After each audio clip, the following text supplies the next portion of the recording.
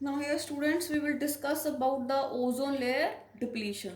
Now the question is what is ozone layer, right? The ozone it is a protective layer ਜਿਹੜੀ ਅਰਥ ਦੇ atmosphere ਤੇ 20 to 25 kilometres ਦੇ ਉੱਪਰ ਪਈ ਹੈ। So ozone is a protective layer present at 20 to 25 kilometers in the stratosphere। ਠੀਕ ਹੈ, ਇਹ ਆਪਾਂ ਨੂੰ ਹਾਰਮਫੁਲ ਅਲਟਰਾਵਾਇਲਟ ਰੇਡੀਏਸ਼ਨਸ ਤੋਂ ਬਚਾਉਂਦੀ ਹੈ। ਤਾਂ ਬੇਟੇ ਜਿਵੇਂ ਆਪਾਂ ਲੇਅਰਸ ਕਰਦੇ ਹਾਂ ਐਟਮੋਸਫੀਅਰ ਦੇ ਨਾਲ, ਸਭ ਤੋਂ ਪਹਿਲਾਂ ਆਉਂਦੀ ਹੈ like troposphere, then we have the stratosphere. ਤਾਂ it is at near about 20 kilometres in the atmosphere.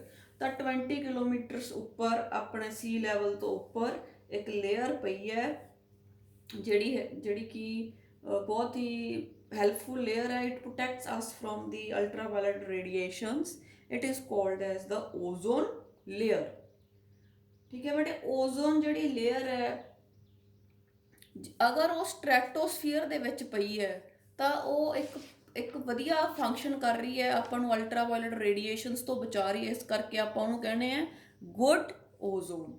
But ਬੇਟੇ ਸਮਟਾਈਮਸ ਜਿਹੜੀ ਕੁਛ ਓਜ਼ੋਨ ਹੈ ਦੈਟ ਇਜ਼ ਪ੍ਰੈਜ਼ੈਂਟ ਇਨ ਦਾ ਟ੍ਰੋਪੋਸਫੀਅਰ। ਜਿਹੜੀ ਟ੍ਰੋਪੋਸਫੀਅਰ 'ਚ ਜਿਹੜੀ ਓਜ਼ੋਨ ਪਈ ਹੁੰਦੀ ਹੈ that is harmful for plants and animals, ਕਿਉਂਕਿ ਉਹ ਆਪਾਂ ਨੂੰ ਸਾਹ ਲੈਣ 'ਚ ਉਹਦੀ ਪ੍ਰੋਬਲਮ ਆਉਂਦੀ ਹੈ। ਤਾਂ it is harmful for plants and animals. So it is called a bad ozone or the chemical weed, called the bad ozone or the chemical weed, right?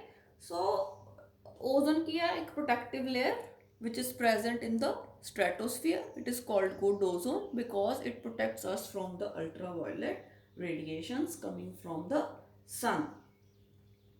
ਹੁਣ ਬੇਟੇ ਜਿਹੜੀ ਓਜ਼ੋਨ ਹੈ ਇਹ ਬਣਦੀ ਕਿਵੇਂ ਹੈ? ਸਟ੍ਰੈਟੋਸਫੀਅਰ ਦੇ ਵਿੱਚ ਹੀ ਬਣਦੀ ਹੈ। ਜਿਹੜਾ ਡਾਈਟੋਮਿਕ ਆਕਸੀਜਨ ਹੁੰਦੀ ਹੈ O2 ਦਾ ਜਿਹੜਾ ਮੋਲੀਕਿਊਲ ਹੁੰਦਾ ਉਹ ਅਲਟਰਾਵਾਇਲਟ ਜਿਹੜੀਆਂ ਹੈਗੀਆਂ ਰੇਡੀਏਸ਼ਨਸ ਹੈ। ਹਾਂਜੀ ਬੇਟੇ, ਓਜ਼ੋਨ ਹੈ ਜਿਹੜੀ ਇਹ ਸਟ੍ਰੈਟੋਸਫੀਅਰ ਦੇ ਵਿੱਚ ਬਣਦੀ ਹੈ। ਕਿਵੇਂ ਬਣਦੀ ਹੈ? ਜਦੋਂ ਜਿਹੜਾ ਹੈਗਾ ਡਾਈਟੋਮਿਕ ਆਕਸੀਜਨ ਦਾ ਜਿਹੜਾ ਮੋਲੀਕਿਊਲ ਹੈ, ਜਦੋਂ ਇਹਦੇ ਤੇ ਅਲਟਰਾਵਾਇਲਟ ਰੇਡੀਏਸ਼ਨਸ ਪੈਂਦੀਆਂ ਬੇਟੇ ਇਹ ਟੁੱਟ ਜਾਂਦਾ ਇਨਟੂ ਜਿਹੜਾ ਹੈਗਾ atomic oxygen, 2 molecules of atomic oxygen. ਫਿਰ ਬੇਟੇ ਆ ਜਿਹੜੀ ਆਕਸੀਜਨ ਹੁੰਦੀ ਹੈ ਜਿਹੜੀ ਅਟੋਮਿਕ ਆਕਸੀਜਨ ਹੈ it combines with the diatomic oxygen in the presence of ultraviolet radiations to form O3 ਜਾਂ ozone। ਤਾਂ ozone ਕਿੱਥੇ ਬਣ ਰਹੀ ਹੈ? in the stratosphere in the presence of ultraviolet radiations। ਤੇ it is acting as an umbrella, it is acting as an shield and protect us from the ultraviolet radiations। ਉਹ radiations ਜਿਹੜੀਆਂ harmful radiations ਹੈ ਉਹਨਾਂ ਨੂੰ ਇਹ absorb ਕਰ ਲੈਂਦੀ ਹੈ, ਰਾਈਟ? ਤਾਂ ਬੇਟੇ ਹੁਣ ਕੀ ਹੋਇਆ? Due to use of chlorofluorocarbons, methyl bromide, ਮਤਲਬ ਪੋਲਿਊਸ਼ਨ ਵਧਣ ਦੇ ਕਾਰਨ ਜਿਹੜਾ ਹੈਗਾ ਓਜ਼ੋਨ ਜਿਹੜੀ ਲੇਅਰ ਹੈ ਇਹਦੀ ਜਿਹੜੀ ਪਰਤ ਹੈ ਉਹਦੀ ਜਿਹੜੀ ਮੋਟਾਈ ਆ ਉਹ ਘਟ ਗਈ। ਮੀਨਸ ਉਹਦੀ ਥਿਕਨੈਸ ਘਟ ਗਈ, ਓਜ਼ੋਨ ਲੇਅਰ ਦੀ ਜਿਹੜੀ ਥਿਕਨੈਸ ਹੈ ਉਹ ਘਟ ਗਈ। That is called as ozone layer depletion ਔਰ ਓਜ਼ੋਨ ਹੋਲ। ਤਾਂ ਬੇਟੇ ਪੂਰਾ ਛੇਦ ਨਹੀਂ ਹੋ ਗਿਆ, ਉਹਦੀ ਥਿਕਨੈਸ ਜਿਹੜੀ ਹੈ ਲੇਅਰ ਦੀ ਉਹ ਘਟੀ ਹੈ, ਉਹਦੀ ਮੋਟਾਈ ਜਿਹੜੀ ਹੈਗੀ ਹੈ ਘਟੀ ਹੈ, ਕਿਉਂਕਿ ਡਿਫਰੈਂਟ ਕੈਮੀਕਲਸ ਜਿਹੜੇ ਹੈਗੇ ਆ ਉਹ ਉੱਪਰ ਜਾ ਕੇ ਉੱਥੇ ਉਹਨਾਂ ਨੇ ਰਿਐਕਸ਼ਨ ਕਰਤਾ ਤੇ ਜਿਹੜੀ O3 ਜਿਹੜਾ ਮੋਲੀਕਿਊਲ ਹੈ ਉਹਦੀ ਉਹ ਟੁੱਟ ਗਿਆ ਤੇ ਉਸ ਜਿਹੜੀ ਇਹ ਲੇਅਰ ਹੈ ਉਹਦੀ ਜਿਹੜੀ ਥਿਕਨੈਸ ਹੈ ਉਹ ਘਟ ਗਈ। So it is the thinning of the air, right?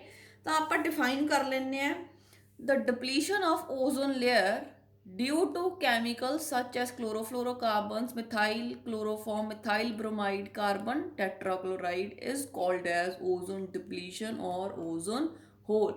ਤਾਂ ਯਾਦ ਰੱਖਣਾ ਹੈ ਛੇਦ ਨਹੀਂ, ਉਸ ਏਰੀਏ 'ਚੋਂ ਇੱਕ ਪਰਟੀਕੂਲਰ ਏਰੀਆ ਜਿਹੜਾ ਮਤਲਬ ਅੰਟਾਰਕਟਿਕ ਹੈ ਇਸ ਕੰਟੀਨੈਂਟ ਦੇ ਉੱਪਰ ਜਿਹੜਾ ਓਜ਼ੋਨ ਹੋਲ ਜਿਹੜਾ ਹੈਗਾ ਪਾਇਆ ਗਿਆ ਹੈ।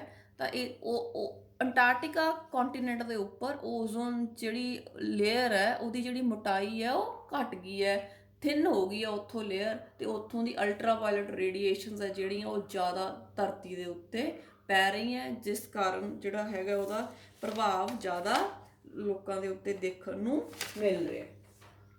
ਠੀਕ ਹੈ ਬੇਟੇ। So next are the we have to talk about the ozone depleting substances। ਕਿਹੜੀਆਂ ਜਿਹੜੀਆਂ ਹੈਗੀਆਂ substances ਹੈ ਜਿਹੜੀਆਂ responsible ਹੈ for the depletion of ozone layer, ਜਿਹਦੇ ਕਾਰਨ ਓਜ਼ੋਨ ਦੀ ਜਿਹੜੀ ਪਰਤ ਹੈ ਉਹਦੀ ਜਿਹੜੀ ਥਿਕਨੈਸ ਹੈ ਉਹ ਘਟ ਗਈ ਹੈ, ਉਹਦੀ ਮੋਟਾਈ ਘਟ ਗਈ ਹੈ। ਫਸਟ ਵਨ ਆਰ ਦੀ ਕਲੋਰੋਫਲੋਰੋਕਾਰਬਨਸ। ਕਲੋਰੋਫਲੋਰੋਕਾਰਬਨਸ ਬੇਟੇ ਇੱਕ ਆਰਟੀਫਿਸ਼ਲੀ ਬਣਾਏ ਗਏ ਕੰਪਾਊਂਡਸ ਹੈ, ਕਾਰਬਨ ਫਲੋਰੀਨ ਤੇ ਕਲੋਰੀਨ ਤੋਂ ਬਣੇ, ਕਾਰਬਨ ਫਲੋਰੀਨ ਤੇ ਕਲੋਰੀਨ ਤੋਂ ਬਣੇ, ਤੇ ਇਹ ਰੈਫਰੀਜਰੇਟਰਸ 에ਅਰ ਕੰਡੀਸ਼ਨਰਸ 'ਚ ਯੂਜ਼ ਹੁੰਦੇ ਆ ਐਜ਼ ਅ ਕੂਲੈਂਟ। ਤਾਂ ਬੇਟੇ ਕੀ ਹੁੰਦਾ ਇਹ ਜਿਹੜੇ ਹੈਗੇ ਆ ਜਦੋਂ ਕਲੋਰੋਫਲੋਰੋਕਾਰਬਨਸ ਧਰਤੀ ਤੋਂ ਰਿਲੀਜ਼ ਹੋ ਜਾਂਦੇ ਆ ਤੇ ਇਹ ਐਟਮੋਸਫੀਅਰ ਦੇ ਵਿੱਚ ਪਹੁੰਚ ਜਾਂਦੇ ਆ, ਤੇ ਇਹਨਾਂ ਨੂੰ ਪਹੁੰਚਦੇ 15 ਈਅਰਸ ਲੱਗ ਜਾਂਦੇ ਆ। ਸਪੋਜ਼ ਅੱਜ ਜਿਹੜੇ ਕਲੋਰੋਫਲੋਰੋਕਾਰਬਨਸ ਰਿਲੀਜ਼ ਹੋ ਰਹੇ ਆ they will reach the atmosphere, reach the ozone layer, ਮਤਲਬ ਸਟ੍ਰੈਟੋਸਫੀਅਰ 'ਚ 15 ਸਾਲ ਲੱਗ ਜਾਂਦੇ ਹਨ ਉੱਥੇ ਪਹੁੰਚਦੇ, but once they reach there they are very destructive. ਕੀ ਹੁੰਦਾ ਜਦੋਂ ਜਿਹੜਾ ਹੈਗਾ ਕਲੋਰੋਫਲੋਰੋਕਾਰਬਨਸ ਉੱਥੇ ਪਹੁੰਚ ਜਾਂਦੇ ਆ ਤਾਂ ਉੱਥੇ ਅਲਟਰਾਵਾਇਲਟ ਰੇਡੀਏਸ਼ਨਸ ਹੁੰਦੀਆਂ, ਤਾਂ ਅਲਟਰਾਵਾਇਲਟ ਰੇਡੀਏਸ਼ਨਸ ਜਿਹੜੀਆਂ ਹੈਗੀਆਂ ਕਲੋਰੋਫਲੋਰੋਕਾਰਬਨਸ ਨੂੰ ਤੋੜ ਦਿੰਦੀਆਂ ਤੇ ਐਟੋਮਿਕ ਕਲੋਰੀਨ ਹੈ ਜਿਹੜੀ ਇਹ ਰਿਲੀਜ਼ ਹੋ ਜਾਂਦੀ ਹੈ। ਕਲੋਰੀਨ ਇਹਨਾਂ ਤੋਂ ਅਲੱਗ ਹੋ ਜਾਂਦੀ ਹੈ, ਕਾਰਬਨ ਤੇ ਫਲੋਰੀਨ ਤੋਂ ਕਲੋਰੀਨ ਦਾ ਐਟਮ ਅਲੱਗ ਹੋ ਜਾਂਦਾ ਹੈ।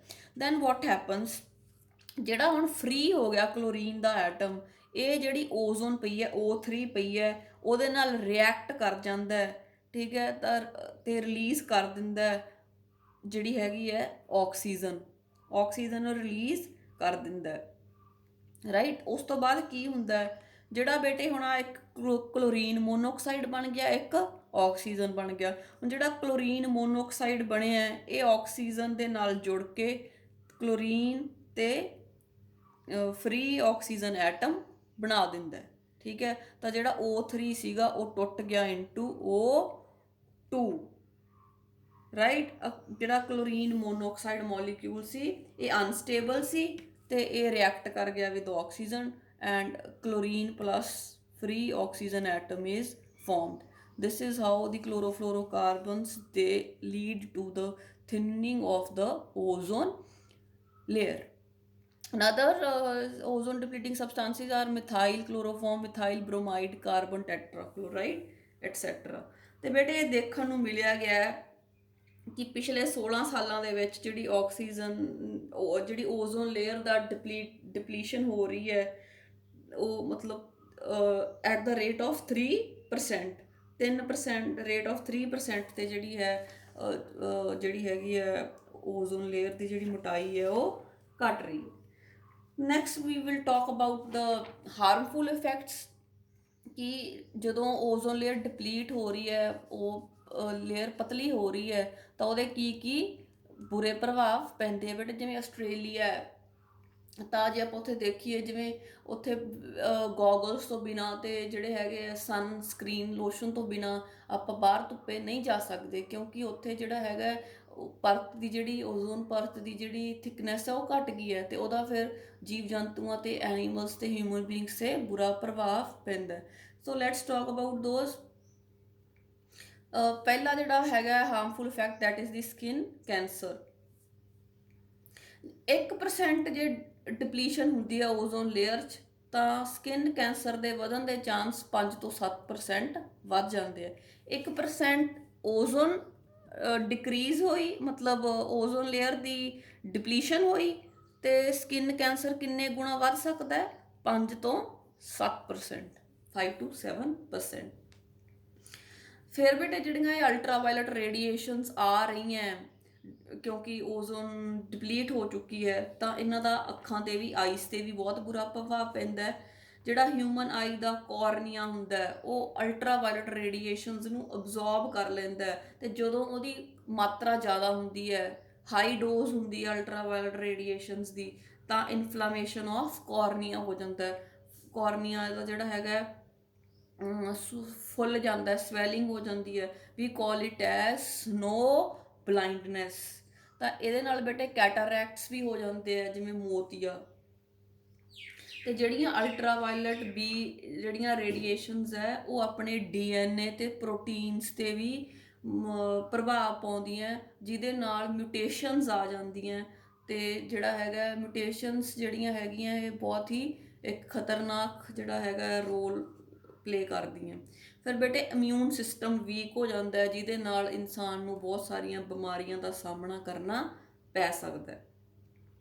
ਉਸ ਤੋਂ ਬਾਅਦ ਬੇਟੇ ਇਹ ਸਾਰੇ ਜਿਹੜਾ ਸੀਗਾ ਓਜ਼ੋਨ ਜਿਹੜਾ ਡਿਪਲੀਸ਼ਨ ਹੋ ਰਿਹਾ, ਓਜ਼ੋਨ ਨੂੰ ਡਿਪਲੀਟ ਕਰ ਰਹੀਆਂ ਬਹੁਤ ਸਾਰੀਆਂ ਸਬਸਟੈਂਸਿਸ। ਇਹਨਾਂ ਨੂੰ ਕੰਟਰੋਲ ਕਰਨ ਲਈ ਜਿਹੜੇ ਇੰਟਰਨੈਸ਼ਨਲ ਲੈਵਲ 'ਤੇ ਸਾਰੇ ਦੇਸ਼ਾਂ ਨੇ ਜਿਹੜਾ ਹੈਗਾ ਇੱਕ ਮੀਟਿੰਗ ਕੀਤੀ, ਤਾਂ ਉਹਦਾ ਜਿਹੜਾ ਨਾਮ ਹੈਗਾ that is the Montreal Protocol. Montreal protocol ਬੇਟੇ ਕੈਨੇਡਾ ਦਾ ਇੱਕ ਸ਼ਹਿਰ ਹੈ ਮੌਂਟਰੀਅਲ, ਉੱਥੇ ਇੱਕ ਸਾਰੇ ਦੇਸ਼ਾਂ ਨੇ ਇੱਕ ਟ੍ਰੀਟੀ ਕੀਤੀ, ਇੱਕ ਸਾਈਨ ਕੀਤੇ ਕਿ ਆਪਾਂ ਜਿਹੜੀਆਂ ਓਜ਼ੋਨ ਡਿਪਲੀਟਿੰਗ ਸਬਸਟੈਂਸਿਸ ਹੈ ਉਹਨਾਂ ਦੀ ਯੂਜ਼ ਨੂੰ ਘਟਾਉਣਾ ਹੈ। 1987 ਦੇ ਵਿੱਚ ਇਹ ਟ੍ਰੀਟੀ ਸਾਈਨ ਕੀਤੀ ਗਈ, ਤਾਂ ਕਿ ਸਾਰੇ ਦੇਸ਼ਾਂ ਨੇ ਇਹ ਸਹੁੰ ਖਾਧੀ ਕਿ ਉਹ ਜਿਹੜੀਆਂ ਹੈਗੀਆਂ ਆਪਦੇ ਦੇਸ਼ਾਂ ਦੇ ਵਿੱਚ ਓਜ਼ੋਨ ਡਿਪਲੀਟਿੰਗ ਸਬਸਟੈਂਸਿਸ ਦਾ ਜਿਹੜਾ ਯੂਜ਼ ਹੈ ਉਹ ਘਟਾਉਣਗੇ। This is the Montreal protocol. Suppose ਇਹ ਤੁਹਾਨੂੰ ਕੁਐਸਚਨ ਪੁੱਛਿਆ ਜਾਂਦਾ ਕਿ ਇੰਟਰਨੈਸ਼ਨਲ ਲੈਵਲ 'ਤੇ ਕੀ ਹੋ ਰਿਹਾ ਹੈ ਕਿ ਓਜ਼ੋਨ ਨੂੰ ਬਚਾਇਆ ਜਾ ਸਕੇ, ਤਾਂ you will mention the Montreal Protocol. Montreal is a city in Canada and this treaty was its international treaty ਜਿਹੜੀ ਸਾਈਨ ਕੀਤੀ ਗਈ ਇਨ 1987 ਤੇ ਇਫੈਕਟਿਵ ਹੋਈ ਇਨ 1989। ਤੇ ਇਹ ਕਿਉਂ ਕੀਤੀ ਗਈ? To control the emission of ozone depleting substances. Next ਬੇਟਾ we have to discuss is the deforestation. ਜੰਗਲਾਂ ਦਾ ਕੱਟਣਾ ਇਜ਼ ਕਾਲਡ ਐਜ਼ ਡੀਫੋਰੈਸਟੇਸ਼ਨ। ਠੀਕ ਹੈ, ਤਾਂ it is the removal or decrease or deterioration of the forest cover of a particular area। ਕਿਸੇ ਏਰੀਏ 'ਚੋਂ ਦਰਖਤਾਂ ਨੂੰ ਕੱਟ ਦੇਣਾ is called as deforestation। ਤਾਂ ਕਹਿੰਦਾ ਇਹ ਦੇਖਿਆ ਗਿਆ ਕਿ ਜਿਹੜੇ ਟ੍ਰੋਪਿਕਸ ਹੈ ਉੱਥੇ 40% ਜਿਹੜਾ ਹੈਗਾ ਘਟ ਗਿਆ ਜੰਗਲਾਤ, ਤੇ ਜਿਹੜੇ ਟੈਂਪਰੇਟ ਏਰੀਆਜ਼ ਆ ਉੱਥੇ 1% ਜਿਹੜੇ ਹੈਗੇ ਆ ਉਹ ਪ੍ਰਭਾਵ ਪਿਆ ਹੈ ਡੀਫੋਰੈਸਟੇਸ਼ਨ ਦਾ। ਤੇ ਬੇਟੇ ਇੱਕ ਨੈਸ਼ਨਲ ਫੋਰੈਸਟ ਪਾਲਿਸੀ ਹੈ 1988 'ਚ ਆਈ ਹੈ ਇਹ ਨੈਸ਼ਨਲ ਫੋਰੈਸਟ ਪਾਲਿਸੀ। ਇੰਡੀਆ 'ਚ ਜਿਹੜੀ ਪਾਲਿਸੀ ਆਈ ਹੈ ਇਹਦੇ ਅਕੋਰਡਿੰਗ ਜਿਹੜਾ ਹੈਗਾ ਜਿਹੜੇ ਪਲੇਨ ਏਰੀਆਜ਼ ਜਿਹੜੇ ਫੋਰੈਸਟ ਹੈ ਜਿਹੜੇ ਜੰਗਲ ਹੈ ਉੱਥੇ ਜਿਹੜਾ ਹੈਗਾ ਜਿਹੜਾ ਸਪੋਜ਼ ਜਿਹੜਾ ਜਿਹੜੇ ਮਤਲਬ ਕਿ ਕਹਿਣ ਦਾ ਮਤਲਬ ਹੈ ਜਿਹੜੇ ਹਿਲਸ ਹੈ ਉੱਥੇ ਜਿਹੜਾ ਫੋਰੈਸਟ ਕਵਰ ਹੈ ਉਹ 67% ਹੋਣਾ ਚਾਹੀਦਾ ਹੈ। ਜਿਹੜੇ ਪਲੇਨਸ ਹੈ ਉੱਥੇ ਜਿਹੜਾ ਫੋਰੈਸਟ ਕਵਰ ਹੈ ਉਹ 33% ਹੋਣਾ ਚਾਹੀਦਾ। This is according to the national forest policy 1988 that the forest cover in hills should be 67% and in plains it should be 33%। right, next are the causes ਕਿ deforestation ਕਿਉਂ ਹੋ ਰਹੀ ਹੈ, ਕਾਰਨ ਕੀ ਹੈ। the first one is zooming or shifting cultivation। ਕਹਿੰਦਾ this is also called as slash and burn agriculture। ਕਹਿੰਦਾ ਇਹ 'ਚ ਕੀ ਕਰਦੇ ਆ ਹੁਣ ਸਪੋਜ਼ ਬੇਟੇ ਸ਼ਿਫਟਿੰਗ ਕਲਟੀਵੇਸ਼ਨ 'ਚ ਕੀ ਹੈ, ਮੰਨ ਲਓ ਕੋਈ ਵੀ ਟਰਾਈਬਲ ਪੀਪਲ ਹੈ ਉਹਨਾਂ ਨੇ ਇੱਕ ਜਗ੍ਹਾ 'ਤੇ ਖੇਤੀ ਕਰ ਰਹੇ ਹੈ, ਕੁਛ ਸਾਲਾਂ ਬਾਅਦ ਉਹ ਕਿਤੇ ਹੋਰ ਸ਼ਿਫਟ ਕਰ ਜਾਂਦੇ ਆ। ਫਿਰ ਜਦੋਂ ਉੱਥੇ ਜਾਂਦੇ ਉੱਥੇ ਉਹ ਪਹਿਲਾਂ ਸਾਰੇ ਦਰਖਤ ਕੱਟ ਕੇ ਜਿਹੜਾ ਉਹ ਏਰੀਆ ਉਹਨੂੰ ਪੱਧਰ ਕਰਦੇ ਆ ਤਾਂ ਕਿ ਉੱਥੇ ਖੇਤੀ ਕੀਤੀ ਜਾ ਸਕੇ। ਠੀਕ ਹੈ, ਜਿਹਦੇ ਨਾਲ ਜਿਹੜਾ ਹੈਗਾ ਡੀਫੋਰੈਸਟੇਸ਼ਨ ਹੋ ਰਹੀ ਹੈ। ਫਿਰ ਬੇਟੇ ਜਿਹੜਾ ਆਪਾਂ ਮਤਲਬ ਬਰਨ ਕਰ ਰਹੇ ਹਾਂ, ਜਿਵੇਂ ਆਪਾਂ ਜਿਹੜੀ ਪਰਾਲੀ ਹੈ ਜਲਾ ਰਹੇ ਹਾਂ, ਤਾਂ ਜਿਹੜੇ ਰਿਮੇਨਸ ਹੈ ਹੋਰ ਪਲਾਂਟਸ ਦੇ ਜਲਾ ਰਹੇ ਹਾਂ, ਉਹਦੇ ਨਾਲ ਜਿਹੜਾ ਹੈਗਾ ਸੋਇਲ ਦੇ ਵਿੱਚ ਨਿਊਟਰੀਐਂਟਸ ਡਿਪਲੀਟ ਹੋ ਗਏ, ਸੋਇਲ ਦੀ ਇਰੋਜਨ ਵੱਧ ਗਈ, ਸੋਇਲ ਦਾ ਮੋਇਸਚਰ ਨੂੰ ਸੰਭਾਲ ਕੇ ਰੱਖਣ ਦੀ ਜਿਹੜੀ ਪ੍ਰੋਪਰਟੀ ਹੈ ਉਹ ਰਿਡਿਊਸ ਹੋ ਗਈ। ਦੂਸਰਾ ਕਾਰਨ ਹੈ ਹਾਈਡਰੋ ਇਲੈਕਟ੍ਰਿਕ ਪ੍ਰੋਜੈਕਟਸ। ਜਿਵੇਂ ਬੇਟੇ ਭਾਖੜਾ ਡੈਮ ਹੈ ਜਾਂ ਹੋਰ ਰੈਜ਼ਰਵਾਇਰਸ ਲੱਗਦੇ ਹੈ, ਤਾਂ ਉੱਥੇ ਜਿਹੜੇ ਹੈਗੇ ਆ ਬਹੁਤ ਸਾਰੇ ਜਿਹੜਾ ਹੈਗਾ ਪਲਾਂਟਸ ਹੈ ਉਹ ਕੱਟ ਦਿੱਤੇ ਜਾਂਦੇ ਆ to clear that area for the project. Then human establishments, ਜਿਵੇਂ ਜਿਵੇਂ ਹਿਊਮਨ ਪੋਪੂਲੇਸ਼ਨ ਵੱਧ ਰਹੀ ਹੈ ਉਵੇਂ more land is required for building townships, industrial areas, ਠੀਕ ਹੈ। ਤਾਂ ਉਹ ਜਿਹੜਾ ਹੈਗਾ ਜਿਹੜਾ ਜੰਗਲਾਤ ਹੈ ਉਹ ਖਤਮ ਹੋ ਰਿਹਾ। ਦੈਨ ਓਵਰ ਗਰੇਜ਼ਿੰਗ, ਕਈ ਜਗ੍ਹਾ 'ਤੇ ਜਿਹੜੇ ਜਿਹੜੇ ਪਸ਼ੂ ਹੈ ਉਹ ਜਿਹੜਾ ਹੈਗਾ ਦਰਖਤਾਂ ਨੂੰ ਖਤਮ ਕਰ ਦਿੰਦੇ ਆ। ਫਿਰ ਬੇਟੇ ਲੱਕੜੀ ਜਿਹੜੀ ਚਾਹੀਦੀ ਹੁੰਦੀ ਹੈ ਬਾਲਣ ਲਈ ਚਾਹੀਦੀ ਹੁੰਦੀ ਹੈ, so that is another cause of deforestation, right. ਤਾਂ ਬੇਟੇ ਇਹਦਾ ਜਿਹੜਾ ਹੈਗਾ ਕਲਾਈਮੇਟ 'ਤੇ ਬਹੁਤ ਬੁਰਾ ਪ੍ਰਭਾਵ ਪੈ ਰਿਹਾ। ਜਿਹੜਾ ਆਪਾਂ ਡੀਫੋਰੈਸਟੇਸ਼ਨ ਕੀਤਾ ਹੈ ਇਹਦੇ ਨਾਲ ਬਹੁਤ ਪ੍ਰਭਾਵ ਪੈ ਰਿਹਾ ਕਲਾਈਮੇਟ 'ਤੇ। ਇਹਦੇ ਨਾਲ ਸੋਕਾ ਪੈਂਦਾ, ਗਰਮੀਆਂ 'ਚ ਜ਼ਿਆਦਾ ਗਰਮੀ ਪੈਣ ਲੱਗ ਗਈ, ਜਿਹੜੀ ਸਰਦੀ ਹੈ ਉਹ ਜ਼ਿਆਦਾ, ਉਹ 'ਚ ਠੰਡ ਪੈਣ ਲੱਗ ਗਈ। ਅਤੇ ਡੀਫੋਰੈਸਟੇਸ਼ਨ ਨਾਲ ਬੇਟੇ ਇੱਕ ਹੋਰ ਪ੍ਰੋਬਲਮ ਹੈ ਜਿਹੜੀ ਆਪਾਂ ਪਿੱਛੇ ਕਰਕੇ ਆਏ ਹਾਂ ਵੀ ਗਲੋਬਲ ਵਾਰਮਿੰਗ ਹੈ ਜਿਹੜੀ ਉਹ ਕਾਰਬਨ ਡਾਈਆਕਸਾਈਡ ਜ਼ਿਆਦਾ ਕਰਾ ਰਹੀ ਹੈ। ਅਤੇ ਜੇ ਅਗਰ ਪਲਾਂਟਸ ਜ਼ਿਆਦਾ ਹੋਣਗੇ ਤਾਂ ਉਹ ਕਾਰਬਨ ਡਾਈਆਕਸਾਈਡ ਅਬਜ਼ੋਰਬ ਹੋ ਜੂਗੀ ਅਤੇ ਗਲੋਬਲ ਵਾਰਮਿੰਗ ਤੋਂ ਬਚਿਆ ਜਾ ਸਕਦਾ ਹੈ। ਬਟ ਡੀਫੋਰੈਸਟੇਸ਼ਨ ਹੋਣ ਕਾਰਨ ਗਲੋਬਲ ਵਾਰਮਿੰਗ ਹੈ ਜਿਹੜੀ ਉਹ ਵੱਧ ਰਹੀ ਹੈ।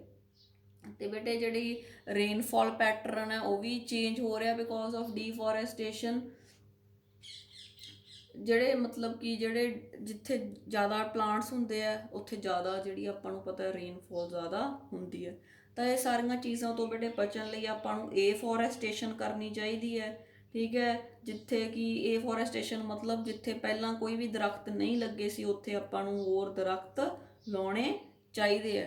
ਅਤੇ ਫਿਰ ਜਾਂ ਜਿੱਥੇ ਜਿਹੜੇ ਜਾਂ ਫਿਰ ਆਪਾਂ ਨੂੰ ਰੀਫੋਰੈਸਟੇਸ਼ਨ ਕਰਨੀ ਚਾਹੀਦੀ ਹੈ। ਰੀਫੋਰੈਸਟੇਸ਼ਨ ਦਾ ਮਤਲਬ ਜਿੱਥੇ ਪਹਿਲਾਂ ਪਲਾਂਟਸ ਲੱਗੇ ਹੋਏ ਸੀ ਪਰ ਉਹਨਾਂ ਨੂੰ ਕਿਸੇ ਵੀ ਕਾਰਨ ਕਰਕੇ ਕੱਟਤਾ, ਉਸ ਏਰੀਏ 'ਚ ਦੁਬਾਰਾ ਪਲਾਂਟਸ ਲਾਉਣੇ ਜਿਹੜਾ ਹੈਗਾ that is called as reforestation. Then is agroforestry, ਜਿਵੇਂ ਆਪਣੇ ਜਿਹੜੇ ਫੀਲਡਸ ਹੁੰਦੇ ਆ, ਐਗਰੀਕਲਚਰ ਫੀਲਡਸ ਹੁੰਦੇ ਆ, ਉਹਨਾਂ ਦੇ ਆਲੇ ਦੁਆਲੇ ਟਰੀਜ਼ ਲਾਉਣੇ, ਠੀਕ ਹੈ। ਮਲਟੀਪਰਪਸ ਟਰੀਜ਼ ਮਤਲਬ ਉਹਨਾਂ ਤੋਂ ਫਲ ਲਏ ਜਾ ਸਕਦੇ ਆ, ਛਾਂ ਲਈ ਜਾ ਸਕਦੀ ਹੈ। This is called as agroforestry. So ਬੇਟੇ ਜਿਵੇਂ ਆਪਾਂ ਡਿਸਕਸ ਕਰ ਰਹੇ ਹਾਂ ਕਿ ਡੀਫੋਰੈਸਟੇਸ਼ਨ ਦੇ ਬਹੁਤ ਬੁਰੇ ਪ੍ਰਭਾਵ ਹੈ, ਠੀਕ ਹੈ। ਤਾਂ ਉਸ ਤੋਂ ਬਾਅਦ ਆਪਣੇ ਸਿਲੇਬਸ 'ਚ ਹੈਗਾ ਇੱਕ ਕੇਸ ਸਟੱਡੀ ਜਿਹਦੇ ਵਿੱਚ people participation in conservation of forest. ਇਹ ਕੁਐਸਚਨ ਕਾਫੀ ਵਾਰ ਪੁੱਛੇ ਜਾਂਦੇ ਆ ਕਿ ਔਰਤਾਂ ਦਾ ਰੋਲ ਦੱਸੋ ਫੋਰੈਸਟਸ ਨੂੰ ਬਚਾਉਣ 'ਚ ਕੀ ਰਿਹਾ, ਲੋਕਾਂ ਦੇ ਇਕੱਠ ਦਾ, ਕਮਿਊਨਿਟੀ ਦਾ ਰੋਲ ਦੱਸੋ ਕਿ ਕਿੱਦਾਂ ਫੋਰੈਸਟ ਨੂੰ ਬਚਾਇਆ ਜਾ ਸਕਦਾ ਹੈ, ਠੀਕ ਹੈ। ਤਾਂ ਬੇਟੇ ਇਹਦੀਆਂ ਆਪਣੇ ਕੋਲੇ ਦੋ ਐਗਜ਼ਾਮਪਲਸ ਦੇ ਥਰੂ ਆਪਾਂ ਡਿਸਕਸ ਕਰਦੇ ਹਾਂ ਕਿ ਲੋਕਾਂ ਦੇ ਇਕੱਠ ਨੇ ਕੀ ਕੀ ਕੀਤਾ ਜੰਗਲਾਂ ਨੂੰ ਕੱਟਣ ਤੋਂ ਬਚਾਉਣ ਲਈ। ਤਾਂ first is the example of the Bishnoi community. ਬੇਟੇ ਜੋਧਪੁਰ ਦੇ ਮਹਾਰਾਜਾ ਸੀ ਮਹਾਰਾਜਾ ਅਭੈ ਸਿੰਘ। ਤਾਂ ਉਹਨਾਂ ਨੇ ਆਪਣਾ ਜਿਹੜਾ ਮਹਿਲ ਸੀਗਾ ਆਪਣਾ ਉੱਥੇ ਉਹਨਾਂ ਨੂੰ ਲੱਕੜੀ ਚਾਹੀਦੀ ਸੀ ਫॉर ਹਿਜ਼ ਪੈਲੇਸ। ਤਾਂ 1731 ਦੀ ਇਹ ਸਟੋਰੀ ਹੈ। ਤਾਂ ਜਿਹੜੇ ਉਹ ਅਭੈ ਸਿੰਘ ਸੀ ਮਹਾਰਾਜਾ ਅਭੈ ਸਿੰਘ, ਉਹਨਾਂ ਨੇ ਆਪਦੇ ਮਿਨਿਸਟਰ ਨੂੰ ਅਤੇ ਆਪਦੇ ਸੈਨਿਕਾਂ ਨੂੰ ਭੇਜਿਆ ਬਿਸ਼ਨੋਈ ਵਿਲੇਜ ਕਿ ਉੱਥੋਂ ਜਿਹੜਾ ਜੰਗਲ ਸੀ ਉੱਥੇ ਉਹਨਾਂ ਨੂੰ ਵੀ ਲੱਕੜੀ ਲੈ ਕੇ ਆਓ। ਤਾਂ ਉਹ ਜਿਹੜਾ ਵਿਲੇਜ ਸੀ ਬਿਸ਼ਨੋਈਜ਼ ਦਾ ਉਹਦਾ ਨਾਮ ਹੈ ਖੇਜਰੀ ਵਿਲੇਜ। ਤਾਂ ਬੇਟੇ ਜਦੋਂ ਜਿਹੜੇ ਸੈਨਿਕ ਸੀਗੇ ਉਹ ਜੰਗਲ ਦੇ ਵਿੱਚ ਪਹੁੰਚੇ ਲੱਕੜੀ ਕੱਟਣ ਲਈ, ਤਾਂ ਇੱਕ ਬਿਸ਼ਨੋਈ ਵੂਮਨ ਸੀ, ਬਹੁਤ ਬਹਾਦਰ ਲੇਡੀ ਸੀ ਜਿਹਦਾ ਨਾਮ ਸੀ ਅੰਮ੍ਰਿਤਾ ਦੇਵੀ ਬਿਸ਼ਨੋਈ। ਤਾਂ ਬੇਟੇ ਉਹਨਾਂ ਨੇ ਕੀ ਕੀਤਾ, ਜਦੋਂ ਹੀ ਉਹਨਾਂ ਨੂੰ ਖਬਰ ਮਿਲੀ ਕਿ ਜਿਹੜੇ ਸੈਨਿਕ ਹੈ ਉਹ ਦਰਖਤ ਕੱਟ ਰਹੇ ਆ, ਤਾਂ ਉਹ ਆਪਣੇ ਜਿਹੜਾ ਸੀਗਾ ਆਪਣੀ ਉਹਨਾਂ ਦੀਆਂ 3 ਡਾਟਰ ਸੀ ਆਸ਼ੂ, ਰਤਨਾ ਅਤੇ ਭਾਗੂ, ਉਹਨਾਂ ਨੂੰ ਲੈ ਕੇ ਬੇਟੇ ਉਹ ਜੰਗਲ ਵਿੱਚ ਪਹੁੰਚ ਗਈ ਅੰਮ੍ਰਿਤਾ ਦੇਵੀ ਬਿਸ਼ਨੋਈ।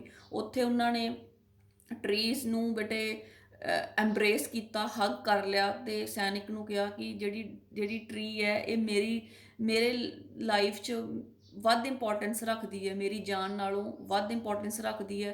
ਅਗਰ ਤੁਸੀਂ ਟਰੀ ਨੂੰ ਕੱਟਣਾ ਤਾਂ ਪਹਿਲਾਂ ਮੈਨੂੰ ਕੱਟਣਾ ਪਊਗਾ। ਤਾਂ ਬੇਟੇ ਉਹ ਸੈਨਿਕ ਸੀਗੇ ਜਿਹੜੇ, ਠੀਕ ਹੈ, ਉਹਨਾਂ ਨੇ ਅੰਮ੍ਰਿਤਾ ਦੇਵੀ ਬਿਸ਼ਨੋਈ ਨੂੰ ਕੱਟਤਾ। ਅਤੇ ਉਸ ਤੋਂ ਬਾਅਦ ਉਹਦੀਆਂ ਜਿਹੜੀਆਂ 3 ਡਾਟਰ ਸੀਗੀਆਂ ਦੇ ਆਲਸੋ ਲੋਸ ਦੇਅਰ ਲਾਈਫਸ, ਉਹਨਾਂ ਨੂੰ ਵੀ ਜਾਨ ਕੁਰਬਾਨੀ ਦੇਤੀ ਮਤਲਬ ਉਹਨਾਂ ਨੇ ਖੁਸ਼ੀ ਦਰਖਤਾਂ ਨੂੰ ਬਚਾਉਣ ਲਈ। ਅਤੇ ਬੇਟੇ ਉਹਨਾਂ ਦੇ ਫਿਰ ਜਦੋਂ ਇਹ ਖਬਰ ਮਿਲੀ ਤਾਂ ਵਿਲੇਜ ਦੀਆਂ ਹੰਡਰਡਸ ਆਫ ਲੇਡੀਜ਼ ਦੇ ਵੈਂਟ ਟੂ ਦਾ ਫੋਰੈਸਟ, ਅਤੇ ਉਹਨਾਂ ਨੇ ਜੰਗਲ ਨੂੰ ਘੇਰਾ ਪਾ ਲਿਆ ਐਂਡ ਦੇ ਐਮਬਰੇਸ ਦਾ ਟਰੀਜ਼। ਅਤੇ ਫਿਰ ਇਸ ਇਕੱਠ ਨੂੰ ਦੇਖ ਕੇ ਜਿਹੜੇ ਸੈਨਿਕ ਸੀ ਉਹਨਾਂ ਨੂੰ ਵਾਪਸ ਜਾਣਾ ਪਿਆ। ਐਂਡ ਜਿਹੜਾ ਮਹਾਰਾਜਾ ਅਭੈ ਸਿੰਘ ਸੀ ਉਹਨਾਂ ਨੇ ਉਸ ਤੋਂ ਬਾਅਦ ਜੰਗਲ ਨੂੰ ਕੱਟਣ ਤੇ ਰੋਕ ਲਾਤੀ ਤੇ ਜਿਹੜੀ ਬਿਸ਼ਨੋਈ ਕਮਿਊਨਿਟੀ ਸੀ ਇਹਨਾਂ ਨੂੰ ਅਵਾਰਡ ਦਿੱਤਾ ਕਿ ਇਹ ਬਹੁਤ ਬਰੇਵ ਹੈ ਤੇ ਇਹਨਾਂ ਨੇ ਦਰਖਤਾਂ ਨੂੰ ਜਿਹੜਾ ਹੈਗਾ ਬਚਾਉਣ ਲਈ ਬਹੁਤ ਸਾਰੇ ਜਿਹੜੇ ਸੀਗੇ ਬਹੁਤ ਜ਼ਿਆਦਾ ਵਧੀਆ ਐਫਰਟਸ ਕੀਤੀਆਂ। ਤੇ ਬੇਟੇ ਇਸੇ ਕਮਿਊਨਿਟੀ ਦੇ ਆਧਾਰ ਤੇ ਹੁਣ ਜਿਹੜੀ ਇੰਡੀਆ ਦੀ ਸਰਕਾਰ ਹੈ ਉਹਨਾਂ ਨੇ Amrita Devi Bishnoi wildlife protection award ਰੱਖਿਆ। ਇਹ ਉਹਨਾਂ ਇੰਡੀਵਿਜੂਅਲਸ ਨੂੰ ਮਿਲਦਾ ਹੈ ਤੇ ਉਹਨਾਂ ਪੇਂਡੂ ਇਲਾਕਿਆਂ ਨੂੰ ਮਿਲਦਾ ਜਿਹੜੇ ਬਹਾਦਰੀ ਦਿਖਾਉਂਦੇ ਆ ਤੇ ਜਿਹੜੀ ਵਾਈਲਡ ਲਾਈਫ ਹੈ ਪਲਾਂਟਸ ਐਨੀਮਲਸ ਉਹਨਾਂ ਨੂੰ ਪ੍ਰੋਟੈਕਟ ਕਰਦੇ ਆ। ਉਹਨਾਂ ਨੇ ਇੱਕ ਅਵਾਰਡ ਰੱਖਿਆ ਇੰਸਟੀਟਿਊਟ ਕੀਤਾ Amrita Devi Bishnoi wildlife protection award. The second example is the Chipko movement.